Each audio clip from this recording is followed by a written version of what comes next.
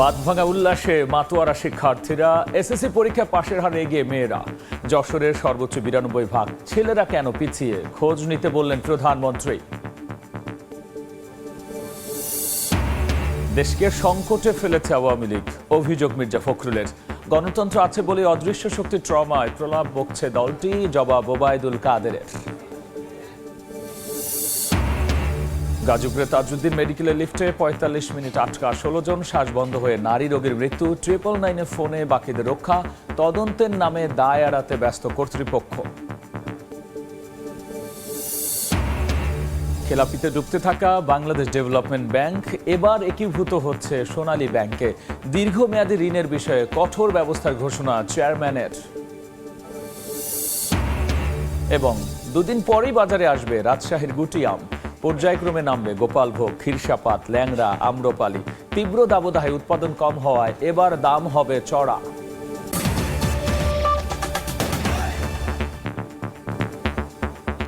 জনপদের সময়ের সঙ্গে আছি আমি গোলাম রাব্বি। শুরুতেই এসএসসি ও সমমানের ফল প্রকাশের খবর। এসএসসি ও সমমান পরীক্ষার ফল পেয়ে বাঁধভাঙা উচ্ছ্বাসে মাতে শিক্ষার্থীরা। এবার পাশের হার 83.4%। আর শীর্ষে রয়েছে যশোর বোর্ড। মোট জিপিএ 5 পেয়েছে 1,82,129 জন। এবারও পাশের হার, জিপিএ 5 সহ সব ক্যাটাগরিতেই এগিয়ে রয়েছে মেয়েরা। উচ্ছ্বাসের পাশাপাশি বাবা মা ও শিক্ষকের অবদানের কথা স্মরণ করতে ভোলেনি শিক্ষার্থীরা।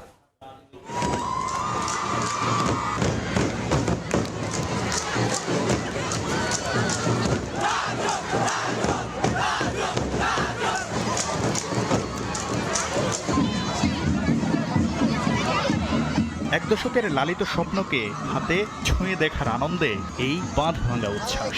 তাই উচ্ছ্বাসের অনুভূতিটাও যেন ঢের বেশি। রোববার এসএসসি ও সমমানের পরীক্ষার ফল প্রকাশ করার পর শিক্ষা প্রতিষ্ঠানগুলোতে প্রাপ্তির আনন্দে উদ্বেলিত শিক্ষার্থীদের ঢল নামে। নানা বাধা মারিয়ে কাঙ্ক্ষিত ফল পেয়ে খুশি শিক্ষার্থীরা। অনেক অনেক ভালো লাগতেছে। আমি এক্সপেক্ট করিনি এত ভালো রেজাল্ট আসবে। ভাষায় আমি প্রকাশ করে বোঝাতে পারবো না, এরকম আনন্দ পেয়েছি। অর্জনে ছিল নিজের নিরলস প্রচেষ্টা, তবু পেছনের কারিগর বাবা মা আর শিক্ষকের অবদানকে তুলে ধরতে ভুলেননি আজকের মধ্যমণিরা। তাদের যে ডেডিকেশন ছিল আমাদের পেছনে, ইটস আনইম্যাজিনেবল। অনেক ভালো লাগতেছে, বাপ মাকে তো থ্যাংক ইউ। দিনটা ছিল মা দিবসের। কেউ কেউ বিশেষভাবে মাকে উৎসর্গ করেছে এই ফলাফল। মা দিবসে এই রেজাল্ট আমি মাকে দিব। আজকে যেহেতু মা দিবস, আমার মায়ের অবদান অনেক বেশি। বাবা মা আর অভিভাবকরাও আপ্লুত সন্তানের অর্জনে। আজকে যে আনন্দ, এই আনন্দ কাউকে বোঝানো যাবে না। আমার সন্তান ভবিষ্যতে বড় হয়ে মানুষের মতো মানুষ হোক। শুধু ভালো প্রাতিষ্ঠানিক ফলাফল নয়, মানবিক মানুষ হয়ে দেশের জন্য নিজেকে বিলিয়ে দেওয়ার প্রতিশ্রুতি শিক্ষার্থীদেরও। দেশের জন্য ভালো কিছু করব, মানুষজন খুশি হবে, এটাই চাই। শিক্ষার্থীদের জানার আগ্রহ, পাশাপাশি শিক্ষকদের পাঠদানে আন্তরিকতায় ভালো ফলাফল অর্জন সম্ভব হয়েছে বলে জানান শিক্ষকরা। এবার ফলাফলে সারা দেশে পাশ করেছে 16,72,153 জন। পাশের হার 83.04%। পাশের শীর্ষে যশোর বোর্ড। মোট জিপিএ 5 পেয়েছে 1,82,129 জন। এবার 11টি শিক্ষা বোর্ডের অধীনে মোট 20 লাখ পরীক্ষার্থী এসএসসি ও সমমানের পরীক্ষায় অংশগ্রহণ করে। 10 বছর সাধনার পর হাতে এসেছে কাঙ্ক্ষিত ফল। আগামী দিনের স্মার্ট বাংলাদেশ বিনির্মাণে নিজেদেরকে অগ্রগামী কারিগর হিসেবে প্রতিষ্ঠা করতে চায় এই শিক্ষার্থীরা। শাকির আহমেদ, সময় সংবাদ, ঢাকা। এদিকে পরীক্ষার ফলাফলে মেয়েদের চেয়ে কেন পিছিয়ে পড়ছে ছেলেরা, এমন প্রশ্ন রেখেছেন প্রধানমন্ত্রী। প্রতিবারই তিনি নিজে বিষয়টি সামনে আনার পরও সংশ্লিষ্ট কর্তৃপক্ষ কেন গুরুত্ব দিচ্ছেন না সে বিষয়েও হতাশা প্রকাশ করেছেন সরকার প্রধান। সকালে এসএসসি ও সমমান পরীক্ষার ফলাফল হস্তান্তর অনুষ্ঠানে প্রধানমন্ত্রী বলেছেন, শিক্ষায় ব্যয় করাকে সরকার বিনিয়োগ হিসেবে দেখে। ফুরলো দেশের 20 লাখের বেশি শিক্ষার্থীর অপেক্ষা। রেওয়াজ অনুযায়ী পরীক্ষা শেষ হওয়ার 60 দিনের মধ্যেই প্রকাশ হলো এবারের এসএসসি ও সমমানের ফলাফল। রোববার সকাল 10টায় গণভবনে প্রধানমন্ত্রী শেখ হাসিনার কাছে সম্মিলিত ফলাফলের সারসংক্ষেপ হস্তান্তর করেন শিক্ষামন্ত্রী মহিবুল হাসান চৌধুরী। এরপর এক এক করে 11টি শিক্ষা বোর্ডের পরিসংখ্যান সরকার প্রধানের হাতে তুলে দেন সংশ্লিষ্ট বোর্ড প্রধানরা।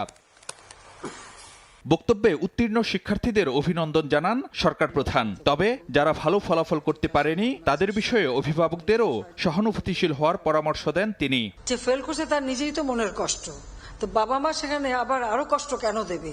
এ সময় পরীক্ষায় অংশগ্রহণ আর ফলাফলের প্রায় সব সূচকেই মেয়েদের তুলনায় ছেলেদের পিছিয়ে পড়ার কারণ খুঁজে দেখতে সংশ্লিষ্টদের নির্দেশ দেন সরকার প্রধান। কিন্তু ছেলেরা পিছিয়ে আছে কেন এখন সেটা আমাদের দেখতেই হবে। দয়া করে একটু যার যার বোর্ডে আপনারা একটু খোঁজ নেন যে কি কারণে। এটা প্রত্যেকবার কিন্তু আমি বলছি, কিন্তু আমি জানি না আপনাকে আবার চলে যেয়ে ভুলে যেন না যে কি কারণে।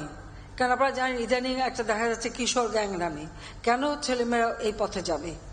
এটা তো আমাদের জন্য গ্রহণযোগ্য না। শিক্ষায় ব্যয়কে বিনিয়োগ হিসাবে দেখা হচ্ছে জানিয়ে প্রধানমন্ত্রী বলেন, বিশ্বের সঙ্গে প্রতিযোগিতা করে চলার মতো উপযোগী শিক্ষা ব্যবস্থা গড়ে তোলাই সরকারের লক্ষ্য। শিক্ষায় যে অর্থটা আমরা ব্যয় করি সেটাকে আমরা ঠিক ব্যয় বলি না। এটা জাতির পিতা বঙ্গবন্ধু শেখ মুজিবই বলে গেছেন যে শিক্ষায় যে অর্থ ব্যয় হয় সেটা হচ্ছে বিনিয়োগ। আমরা বিনিয়োগ করি।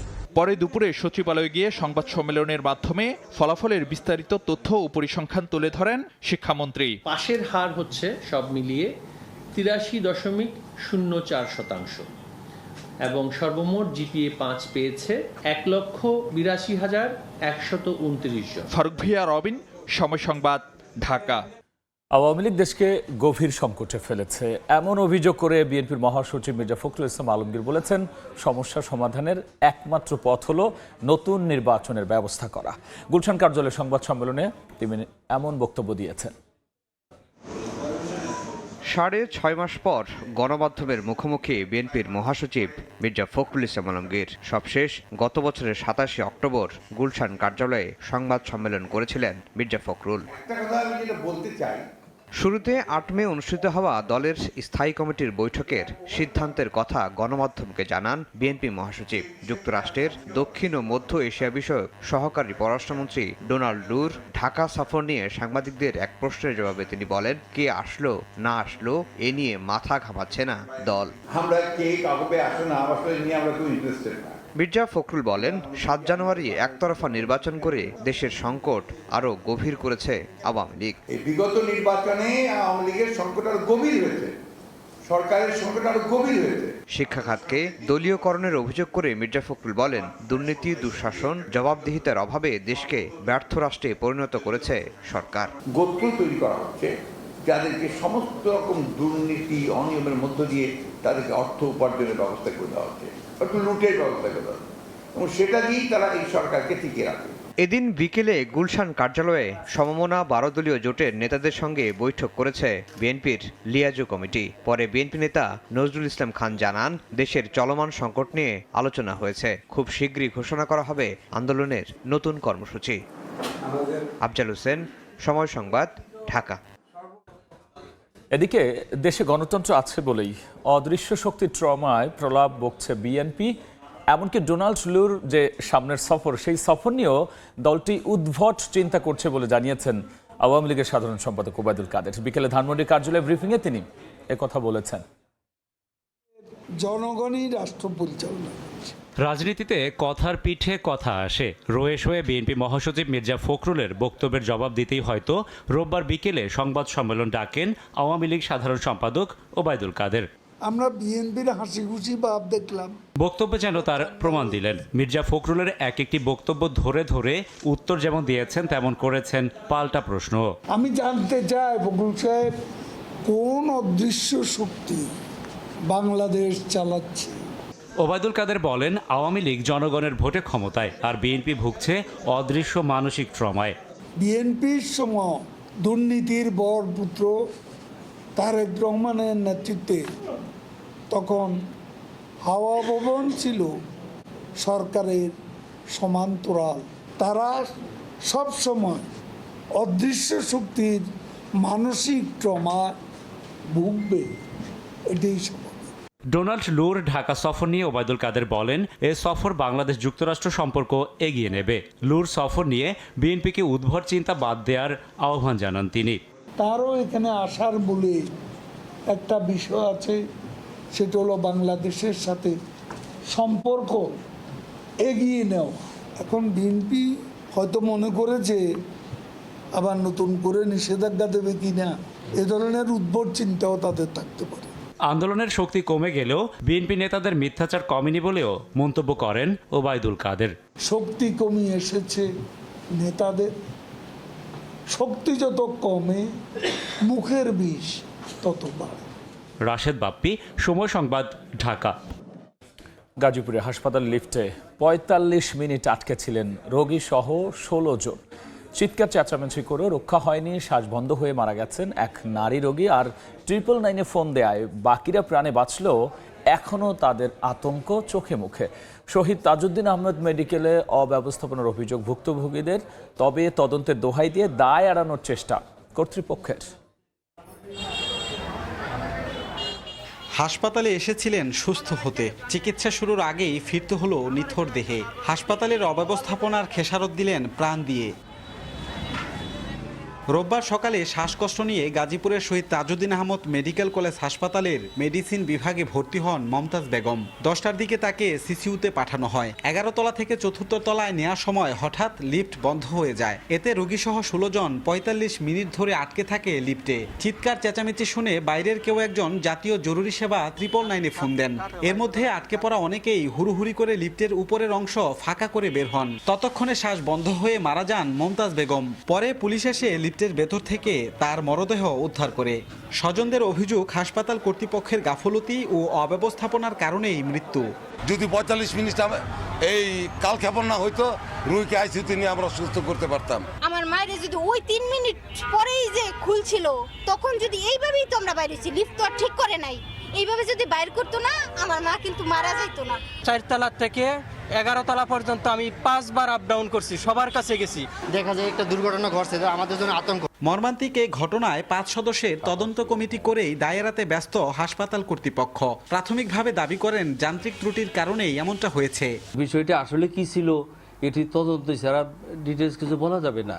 যেহেতু তদন্ত কমিটি আমরা গঠন করেছি, জানা যাবে কি এই ধরনের দুঃখজনক ঘটনাটি কি জন্য ঘটেছে। এর আগে 3 মে একই হাসপাতালের 12 তলার একটি ফাঁকা দিয়ে নিচে পড়ে জিল্লুর রহমান নামে এক রোগীর মৃত্যু হয়। রাজিবুল হাসান, সময় সংবাদ, গাজীপুর।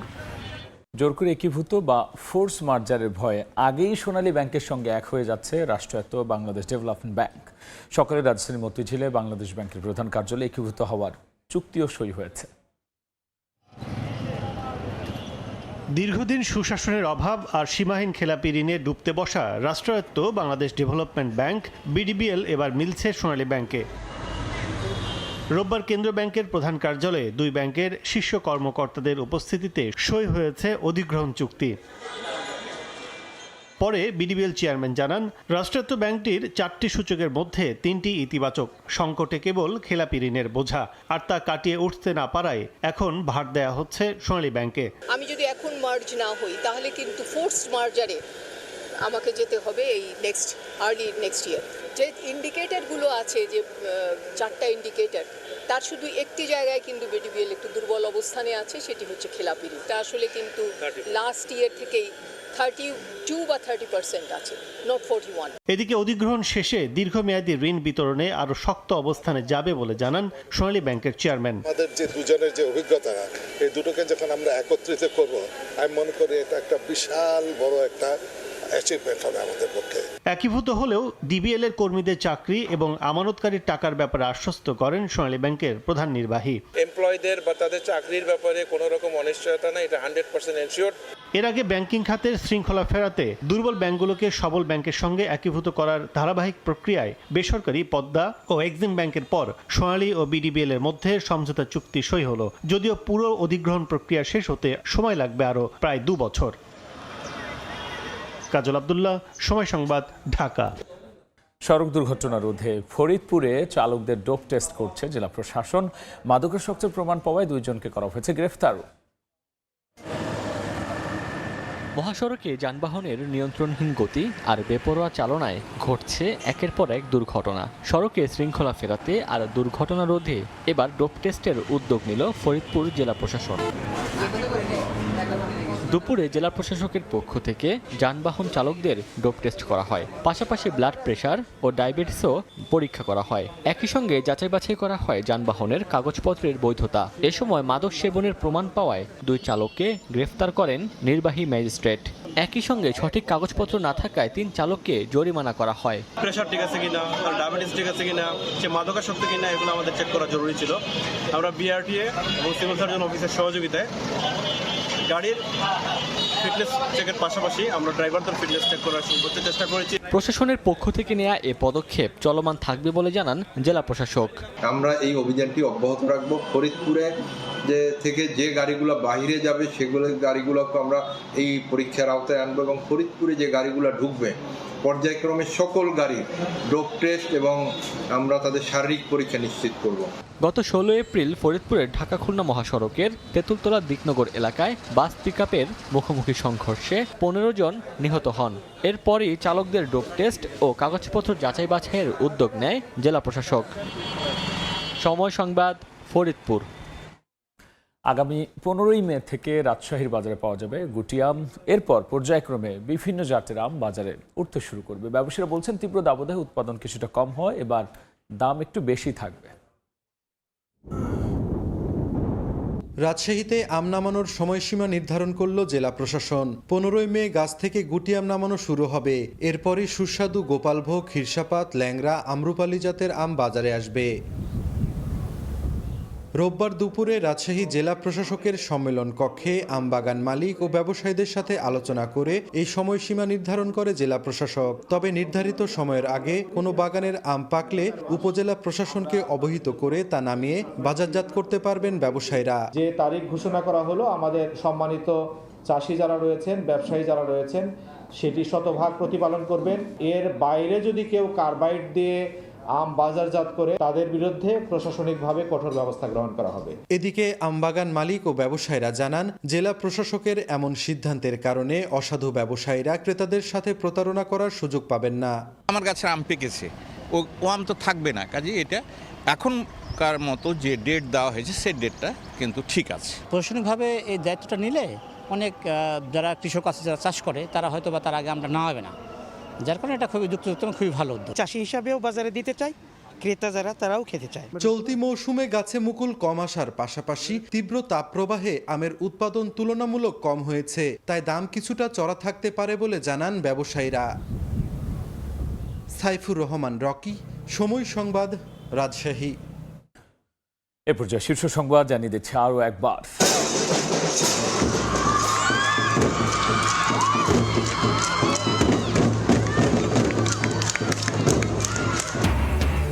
বাঁধভাঙা উল্লাসে মাতোয়ারা শিক্ষার্থীরা। এসএসসি পরীক্ষা পাশের হারে এগিয়ে মেয়েরা, যশোরে সর্বোচ্চ 92 ছেলেরা কেন পিছিয়ে, খোঁজ নিতে বললেন প্রধানমন্ত্রী।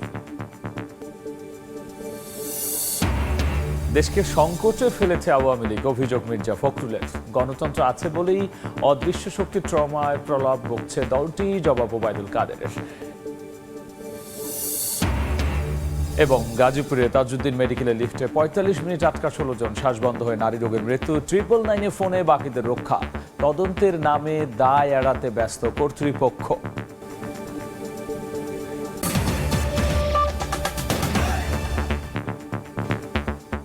এই ছিল জনপদের সময়। এরপর রাতের সময় নিয়ে ফিরছি কিছুক্ষণ পর।